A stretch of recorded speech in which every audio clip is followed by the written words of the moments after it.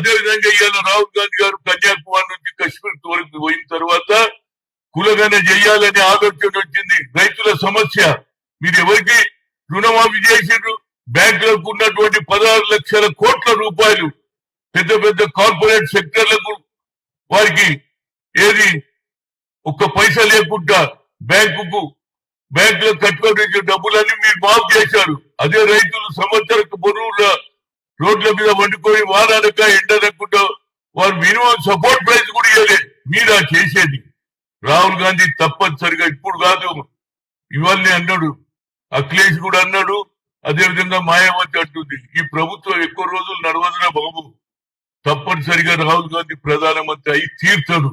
మీరు ప్రధానమంత్రిని ఏది రాహుల్ గాంధీని అపోజిషన్ లీడర్ గా ఇన్సల్ట్ చేసి అధికారం లేదు.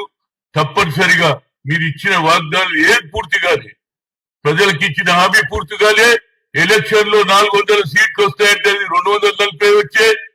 అదే విధంగా ఇవాళ మీకు ఉన్న మాది కూడా సంఖ్య ఎంతున్నది? 235 మాది ఉంటే 289 మీకున్నది.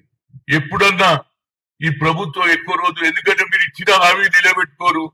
ఎందుకంటే గతంలో కూడా ఇవే అబద్ధాలు చెప్పారు. ఇక్కడ మాత్రం ఏమడుగుతున్నారు? అదెందుకు చేస్తలేరు, ఇదెందుకు చేస్తలేరు? మీరు 10 ఏళ్లలో ఏం చేసిందని అడుగుతున్నా.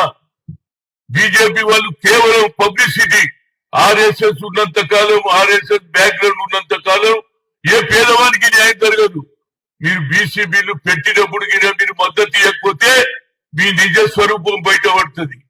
అందుగురించి సబ్కా సాత్ అప్నా వికాస్ అనే బదులు సబ్కా సాత్ అప్నా సాత్ అను, అప్నా సర్కార్ అని ఉంది, అది ఒప్పుకుంటా. ఇది కేవలం కార్యకర్తల మీటింగ్ లో పెట్టి రాహుల్ గాంధీని ఇన్సల్ట్ చేయాలని చూస్తున్నారు. రాహుల్ గాంధీ ఇలా కడుగడ్డం నిన్నటి వరకు ఏమన్నా పప్పు అన్నారు, ఇప్పుడు పప్ప అయిండు. పప్ప బాప్ బన్ గయా, కల్ తక్ బచ్చా సమझे अब बाप बन गया।